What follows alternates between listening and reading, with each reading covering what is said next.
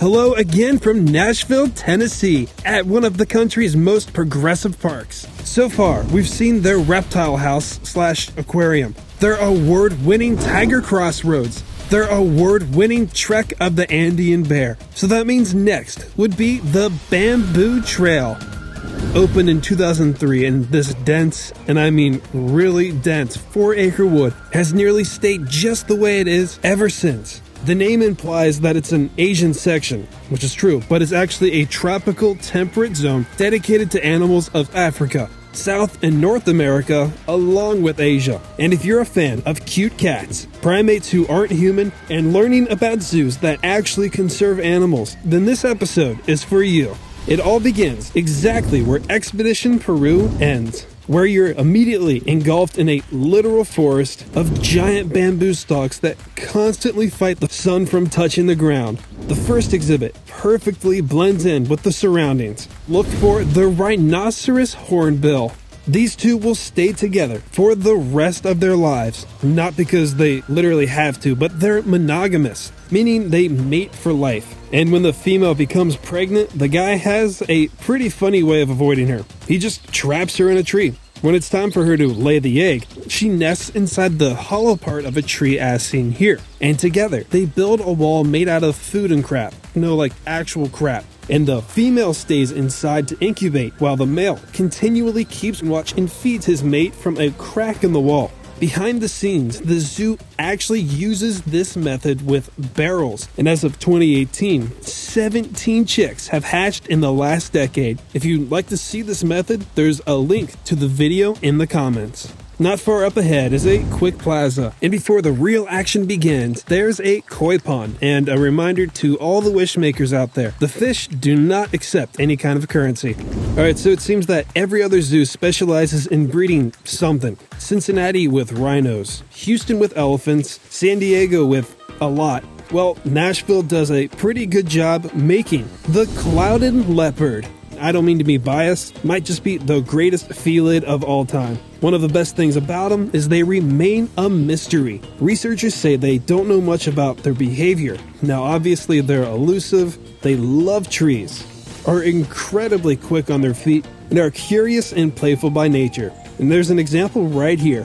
Clearly they went through all that trouble just to play with that squirrel. In all seriousness, not knowing their behavior can lead to difficulties making them breed. At this point, the scientists at the Nashville Zoo are probably laughing at that statement. This is a youngster, if you couldn't tell. So if you actually want to see some babies, then we gotta go to the furthest corner in the zoo. Past Africa is a hidden gem, the relatively new veterinary center. A wildlife hospital you can't go in for free, but you can look in from the windows. You can watch checkups and surgeries from one side, and right now in the nursery, caracoled kittens that visitors for whatever reason just glanced at, missing adorable moments like this. If you came in 2019, you probably were lucky enough to see piles of clouded leopard newborns. After saying "aw," you're probably wondering, wait a minute, this was 2 years ago. I wouldn't see this on a visit. Don't be so sure. First of all, last I heard, the park has 10 of these. And if we were to go look at the right side of the main exhibit, the zoo rightfully boasts their breeding achievements. 38 have been born at the zoo since 2009, making Nashville up there with the Smithsonian as a worldwide leader in clouded leopard conservation. A step in the right direction for a cat that's lost 10% of its numbers every year for the last 2 decades. And sometimes you may catch them spying on the neighbors across the hut. This is the residency of the red panda, and no one around here relates to bamboo better than them. Though classified as a carnivore, they eat 20% of their body weight of bamboo leaves a day. That's equivalent to a barely in shape guy like me eating over 150 burgers. Now, red pandas aren't famous for being violent, and believe me, they do some things I could never repeat on this channel. But I'm going to quickly end this section with a red panda standoff, and the most passive-aggressive thing I've ever seen an animal do. So let's see who wins.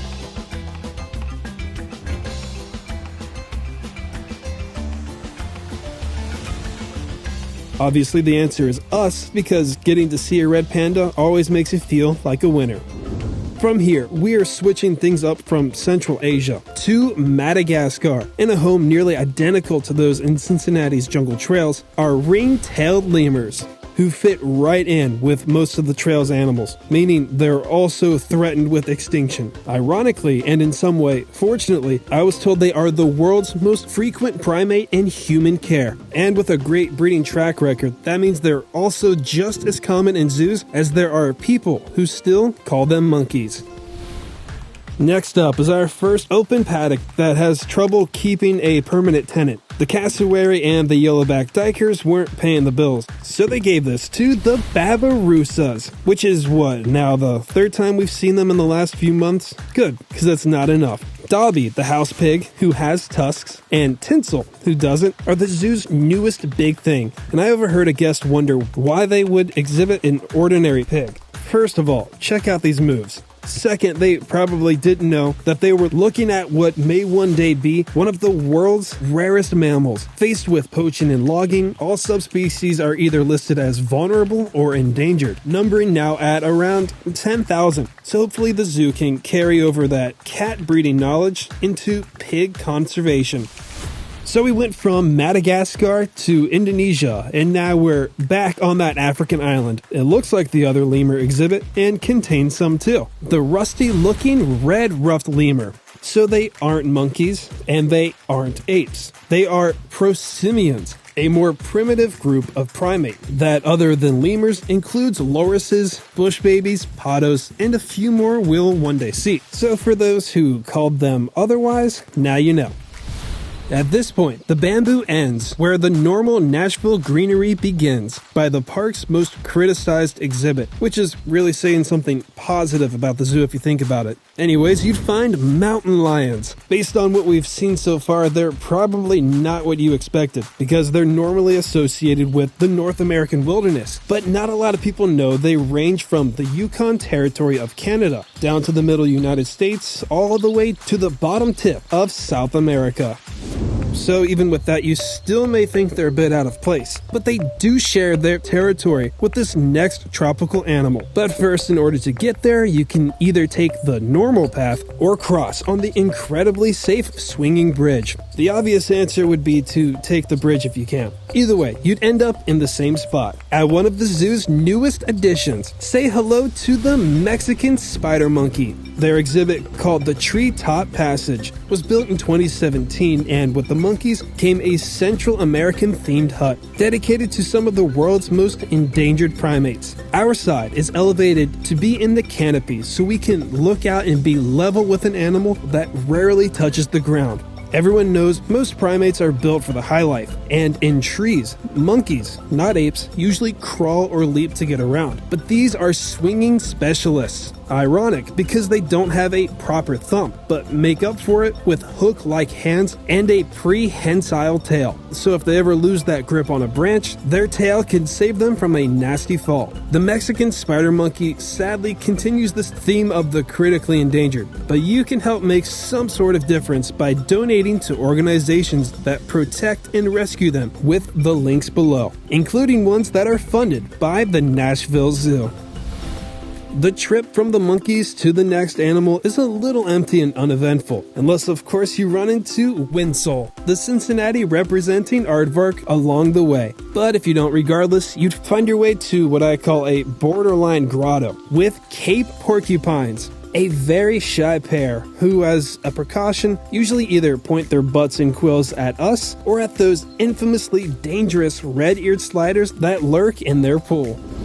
Last but not least, at the end of this exhaustive third of a mile trail is an animal we've been waiting for since the channel's beginning, the crested screamer. Whoever named these got it right. Their piercing calls can be heard from miles away, and I almost feel bad for the roommates, but I really shouldn't. They don't share the same range, but still act as alarm calls for animals like the Brachys Taper, a relative of the horse and rhinoceros. If only that alarm went off every time someone called her an anteater.